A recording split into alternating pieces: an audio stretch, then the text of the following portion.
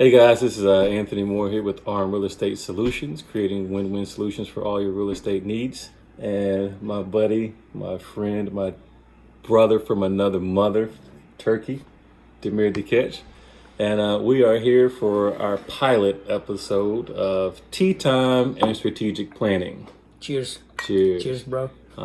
We met working at Alcoa, Conair, Commercial Windows. Demir is a very well-traveled, world-renowned continuous improvement consultant, well-versed in the Toyota principles. Actually spent some time in Japan. Yep. Worked with several other companies. And we met because he was in charge of helping me onboard into my new position. And so we met in this position, and I was kind of the naive kid, walking around smiling, shaking hands, fist bumping, high five with everybody. And I'll let you kind of fill in this story, dear. You tell it better than I do. So over the consulting years, right, I had a lot of young college grads coming and starting in Alcoa, and they were kind of like my sidekicks, and my job was to train them. And one thing that I always told them in business, especially in consulting business, but in almost every business, hey, if you don't take care of yourself, no one else will. Right? You can wait till somebody figures it out. And it's the same for looking for a job or your next promotion or anything, right? Because you know how good you are, and you expect other people also to know how good you are, but they don't. No.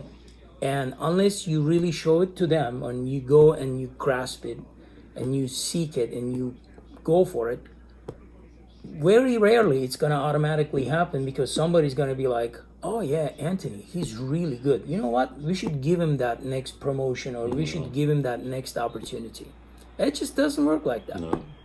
You really taught me that if you want something, you got to set a plan and a strategy and go get it, go take it, go conquer it. Absolutely. I think that's the definition of success in my mind. Yeah. And so that kind of birthed the whole TTSP movement. So I have a leadership team, and spent a little time in England. I really had never been a coffee drinker, but spending time in England, folks would always invite me over for tea, and it's like, how come? I don't want no tea. Like, it's just like, what do I want? And I, was told by close confidant over there, hey, dude, you got to quit rejecting the tea. Like, that's how we bond. That's how we break bread. That's how we communicate over here and kind of relax. And so I'm like, all right. So they just introduced me to tea with like brown sugar cubes and, honey and cinnamon sometimes. Yeah, a little bit of milk. And I'm like, this is actually, it's not bad. It's not bad. So so when we have our meetings, with Alcoa, I invite my team in, have my tea kettle, we have our tea. Demir and I start just about every morning off with, let's sit down, have some tea, and strategize on how we're going to conquer the day, conquer the week, conquer the month, conquer the quarter, and ultimately conquer the year. And so TTSP. So we're starting this podcast to help folks kind of strategize about their life. Maybe you're doing something that you really don't have an interest in doing any longer. Maybe your passions lie somewhere else, but you need to figure out, how do I break out of where I am and get to where I want to be? And so that's what this group and this podcast is going to be about. But our topic for the day is success. Success, what is it? How do you achieve it? And ultimately how success inevitably, the definition of it will change, as you progress, in life, through your career or whatever it is. So I'll start with you, D-Man. What was success to you 20 years ago versus success to you now? Yeah, 20 years ago, even 30 years ago, right? I started my journey straight out from college, and going to Japan and working 3 years in Japan with Toyota. And for me, success was back then, I guess, being praised by my superiors for my quality of work, right? I had this need of being recognized and being praised. and and also making money. But for me, coming out of college, making money was like, hey, if I can just go buy my next pair of sneakers or a nice sweatshirt or something like that, to me that was success too. Right. Like, hey, I have financial freedom. This is really nice. I guess I really didn't know enough to think big, right? It's almost like if you're a poor man and you're eating bread and onions every day and you win the lottery and they ask you like, what are you gonna do? What are you gonna eat from now on? Oh, I just only gonna eat the middle section of the onions. I don't have to eat the outside layers anymore, right? Yeah. Because that's the way you see the world. That's all you know. And then as you work, fast forward 20, 30 years, if you ask me how do you define success, I'm definitely not waiting for praise from anybody. For me, success is for me to be free of anything that I have to do that I don't like. Right. Right? I want to do what I like.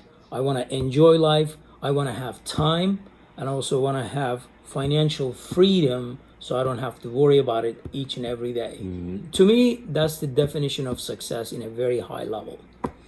Yeah, I mean, very similarly, D-Man. When I started off with my career journey, again, success for me was ultimately always based outwardly. It was always based on, am I making the people who care about me proud? Like, mainly my parents, parents. Like, I always wanted to make sure that, I did something to make them proud. So I felt successful when I got out of, undergraduate was paid for through basketball scholarship. Like, that's a success because a lot of people I went to school with had, lots of student loan debt. Pay for it, yeah. Then to, be blessed and fortunate to go work for NASA for that co-op and then ultimately have them pay for grad school. Like, that's success, right? Landing my first gig in the manufacturing development program with Cummins and, being able to travel from, live in Columbus, Indiana, then live in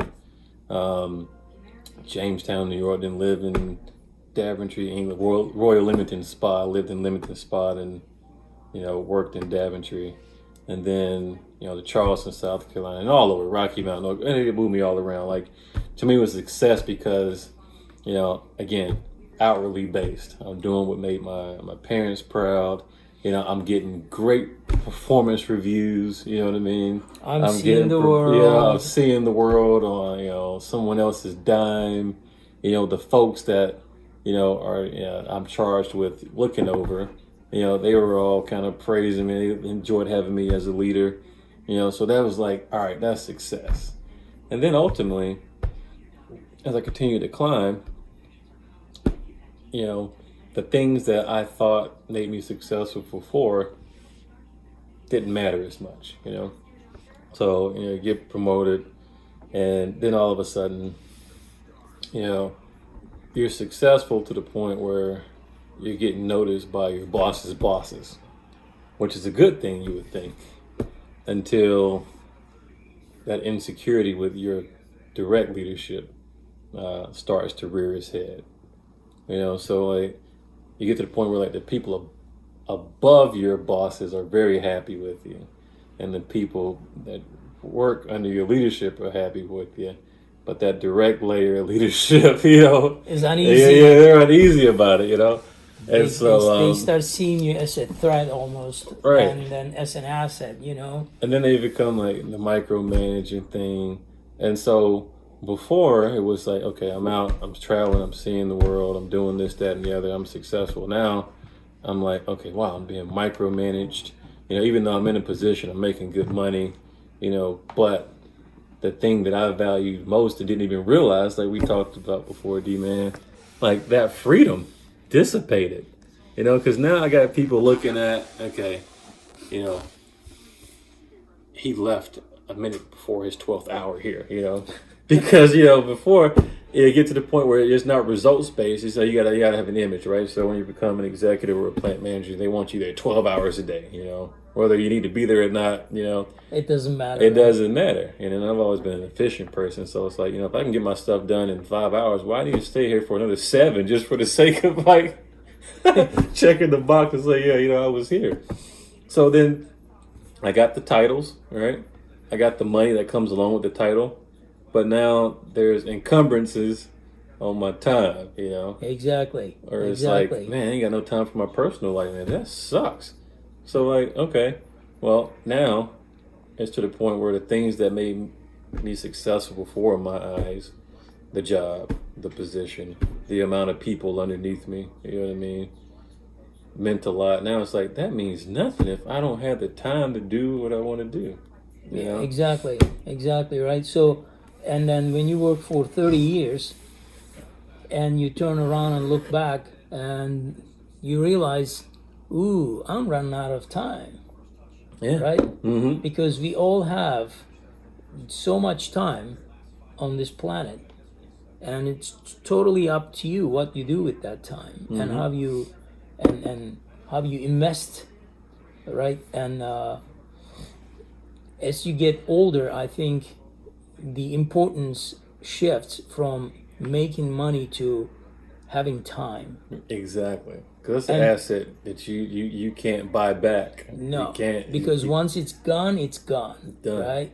Yeah. So your priorities change. Money is still there, right? It's Yeah. the underlying basis for everything. Because if you don't have enough of that, you're gonna continue. At any rate, so again, we're talking about time being your most valuable asset. So for the first probably 10 years of my life, man, I really, really sacrificed personal relationships. Met a few women along the way that had the potential to be Mrs. Moore. But for me, I was just so driven to climb the corporate ladder, to make as much money as I possibly could, not even knowing why. Like, I hoarded money, like someone would hoard boxes and boxes of stuff in their basement. Right? I didn't have the intelligence to like invest it properly. I did make some good investments. It grew, but what I really didn't realize is that the reason that I was working so hard, sacrificing personal relationships, sacrificing intimacy with anybody, is because I had a underlying fear that I was going to have to always be slaving after somebody working for money. You know what I mean? So like, I never wanted to be in a position to where if someone was to let me go or whatever the case is, that I wouldn't be able to survive. So like, again, you transition from working for stuff, and that stuff makes you successful, to working for time, and then that time, or working for money, I should say. Then you find yourself working for time to get your time back. And now, even a step further, the next step of success now is just like happiness, man. Like, what is that makes me happy? So like, what's your take on that? I think that's a very good question to ask to yourself from time to time. What makes you happy, right? And it's different things for different people. But ultimately, I tell you, try time. Yeah. If you haven't tried it. Yeah.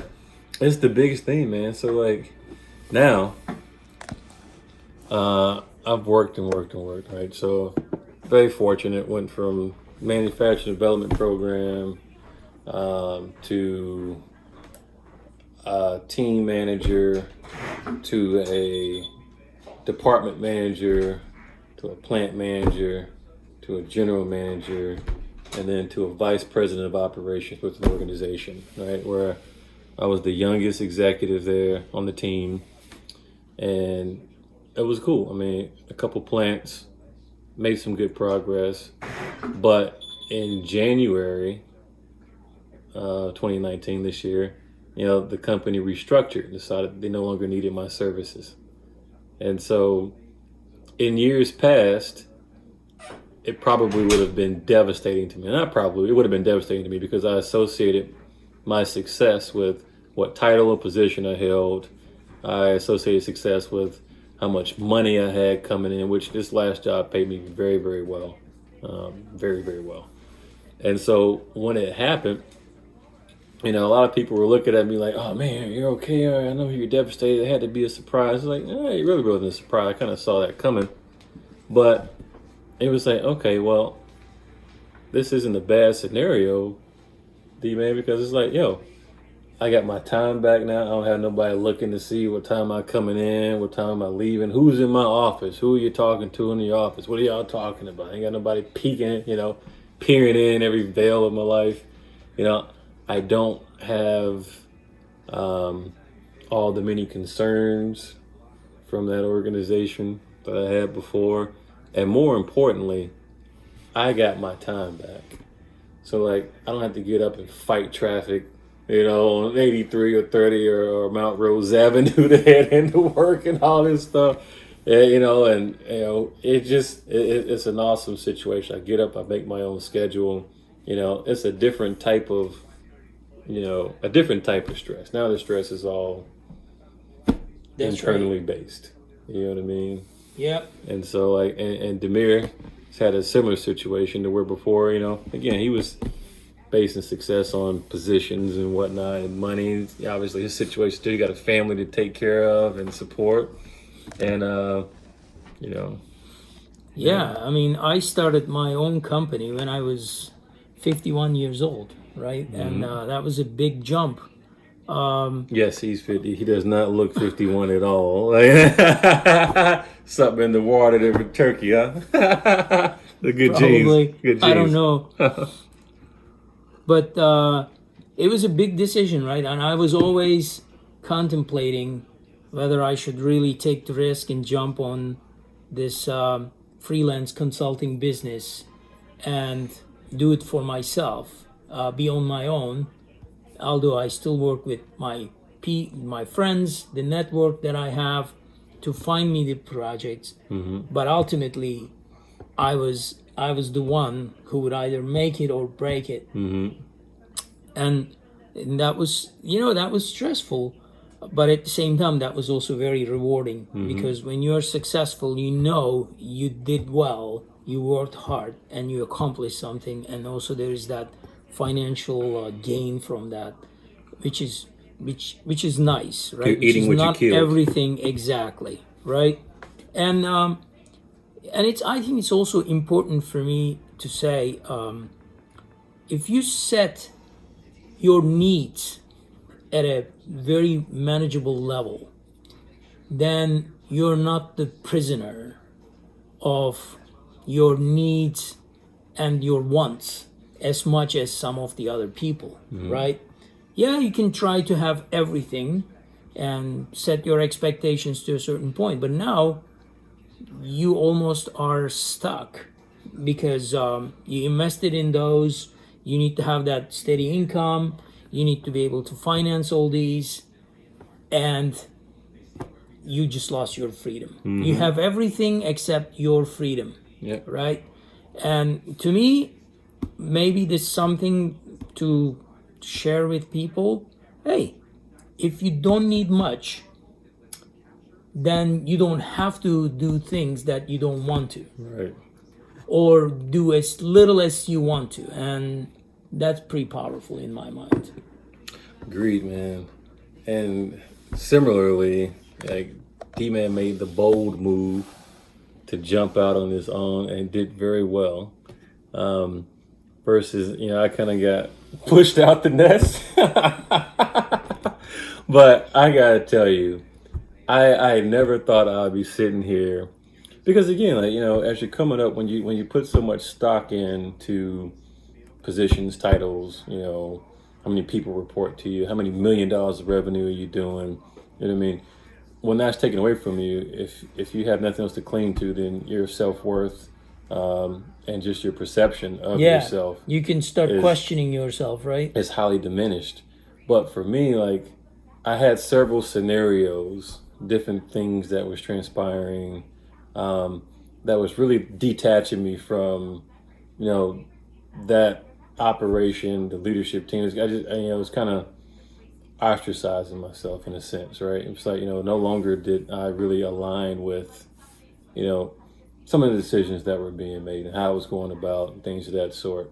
And oftentimes people neglect that. They'll sit there and talk about how much they don't like a job and they don't, like certain circumstances and whatnot, and won't make a move. But in this case, thankfully, the move was made for me.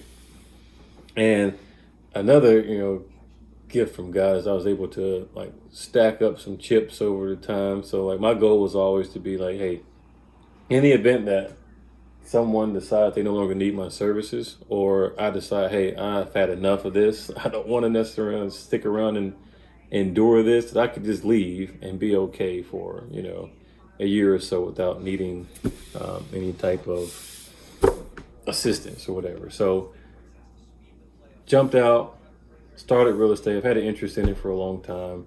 I was very intrigued, right? Because now, one thing I've learned from hanging around some fairly wealthy people is, low and middle class folks are always concerned about how much they make. And it's almost like a bragging thing. I want to show you my pay stub, look how much I make, And the success, and what really gets a lot of wealthy people is they're not necessarily trying to make more. They're trying to figure out ways to keep what they make. You know, you know what I'm saying? So they're trying to figure out ways to,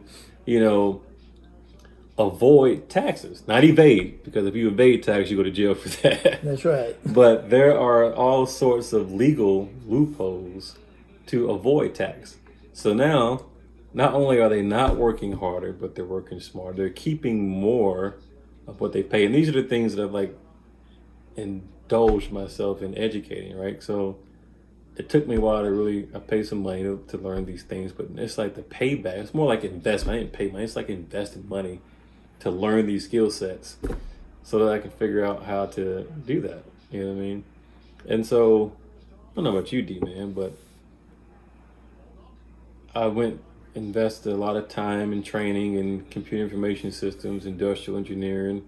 And so to most folks, it's really counterintuitive to have a job or have a career or an interest that is completely outside of anything you've ever learned, So. Well, for me, again, what makes someone successful? First of all, you gotta be at the right place at the right time. Mm-hmm. You can't deny that. You can work really hard, or you have this skill set or this special capability, but if you are not positioning yourself where you can reap the benefits of that, and good luck. Right. That's one. But even when you're at the right place at the right time, if you don't have anything to offer, again, nothing's gonna happen. Right. So that's a combination of those two. So some of it is just as the trends are changing, suddenly your skill set becomes very vital or very important or very valid. And if you can reap the benefits and actually build upon that, then you're in a great position. Golden, right? But you can also find yourself on the other side of the fence where you're becoming obsolete. And that's a very scary place to be, right? That's a tough place to be. And that happens to a lot of people. The other thing I think about successful people is, they have a vision and they are willing to risk almost everything because they believe in it. So in a sense, they are fearless. They don't fear failure. They don't fear losing everything and starting all over again. I think a lot of us, what keeps us in the game that we are playing every day is the fear itself, fear of losing. And of course, the society is built on a system where you get married, you have kids, and now they all have needs. They're looking at you, and your fear factor is now 10 times higher, right? It's not about you anymore, it's about your family. And that's when the system kind of like grabs you and says, you can't go anywhere, buddy. Yeah. And so you can either do that early on in life, or you have guts to do it with your family and risk everything, right? And I think for every Jeff Bezos and for every Amazon, there are probably like at least 10 to 100 failures out there. Oh, yeah, right? absolutely. People fail all the time. Yeah. You know, not everything's going to be an immediate success or guaranteed. But if you don't take any risk, you can never be successful. Exactly. If you don't buy the lottery ticket, you will never win it. win, right? Like Michael Jordan says, you know, you will miss 100% of your shots that you don't take. Man, it took a while for me to actually understand that. But, you know, business is not like buying Mega Million tickets where your chance is 1 in 240 million, right? Chances are you will never win Mega Millions jackpot in your lifetime. Maybe in even 100 lifetimes. But if you can calculate your risk when you're starting a new business, a new adventure, I think your chances are a lot higher. Most certainly, man. You hit on something that is near and dear to my heart, and something that I've been working for the first few months to overcome. And I can finally say that I won't necessarily say it's conquered, but my foot is on his neck, and that's fear. And that's what Demir was talking about. And essentially that is what robs not only individuals, but the world of advances in technology. The next best thing is somebody has a brilliant idea that was given to them from the divine, and they don't have the courage or guts to do anything. And I'm guilty of that. I'm one, anybody who knows me, I'm a dreamer. I dream we all big, are. you know? We all are. And man, I tell you, even when I first, got let go in January, I didn't do anything. I didn't put my resume on LinkedIn and doing that. You know what do I want to do? Let's take some time and figure out. And I realized, like, my God, I've been programmed for the last 37 years to think, act, and respond to stimuli in a certain type of way. I've been programmed. You go to school, you get a good job, you become basically a great indentured servant, in a sense. You may work your way up to the point to where you're a sharecropper, but ultimately you still have someone's thumb, dictating and directing you. So like when I jumped out, after I kept seeing a couple of months go by with money coming out of my accounts for mortgage and bills and insurance and all this stuff, gas and food, and nothing going in, that fear started talking real loud, like, look, boy, you better go back and do what you've always done and go jump back into the system. You know what I mean? Go find another job. And I got called by a couple of folks, and I entertained that. I didn't really go at it. But the first 3 or 4 months, I just I paid for the education for real estate, YouTube University out the wazoo, read so many books, watched so many podcasts, and I was telling myself I was doing that so that I could educate myself. It really and truly was a form of procrastination based in fear, because it was like, okay, now you got this money that is dwindling. Do you really want to take that and invest it in a risky thing such as, real estate? And then not only that, but to your other point, when you were talking about miss 100% of the shots you don't take, again, being in, and you can speak for this too, coming from an engineering background. Engineer, that's like, for the most part, when you're writing programs and when you're designing things or designing processes, there's really not that many right answers. Like you're going to follow a process, you're going to get to a predetermined almost scenario. Yeah. And if you fail at that, if you fail at designing a bridge, if you miss a calculation or whatnot, people die. You know what I mean? If you're a surgeon or, someone That's in a right. technical realm and you make a mistake, someone dies. And so, we're taught in school to really, really be careful, calculate not only your best case, but in worst case scenarios, have contingency plans for that. And after a while, you can really kind of analyze your way out of making a lot of decisions. And unfortunately, that is something that I've done. Like I was one who I was just so risk adverse in making a mistake. You know, I was the guy who wanted to make, all A's, summa cum laude in school, you know what I mean? And that really, really, over time, reduced my creativity skills down. Maybe so to the point where I started thinking like everybody else, seeing the same things everybody else saw. It was like normalized in a sense. Yeah. And so it took me several months to deprogram myself. I'm like, yes, you're a technical person, but you're a creative being at the heart. So that is something that's bode well for me. So like I've got to the point where it's like, okay, I got enough knowledge. Now it's time to put that knowledge into action. I put it into action, D-Man, and I tell you, man, I fumbled, stumbled, bumbled. Of course. On my first couple deals, one of which still hasn't worked out the way I would have liked it to. But the learnings, man, like the learning that's involved with the thrill of kind of coming up with a solution as you need it, as you're taking steps. And I've realized like the more you take steps, the more things open up. More people come to your aid for knowledge, different things of that sort. And so like I've really learned how to be less risk averse, keep moving. And now that's success to me. Doing something new, trying something different, structuring a deal a different way. Like now, that to me is successful. And then you got Demir here, who is actually like Mr. Manufacturing, Mr. Continuous Improvement, and now he's in cyber tech, Yeah, cybersecurity. Cybersecurity, a completely different realm, and he's killing it. You know what I mean? But he opened himself up to be able to try something new.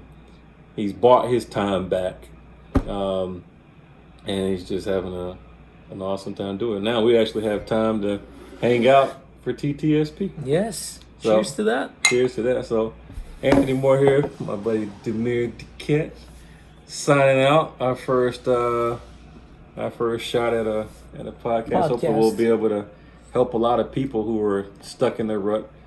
Build up the courage and the strategic direction to be able to. We'll continue to share, and we will get better too. We'll because continue to get this better. Is our first time. We're gonna stumble, and although we are trying to mitigate risk and failure as much as we can, there is no such thing as flawless first time, and that's okay. Again, if you never try to create a podcast, you will never. You will never do it. Exactly.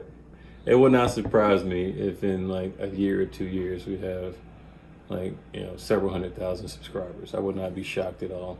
I hope so. I actually expect it. I hope so. You know what I mean? All right, cool. Y'all have a good day. Till next time.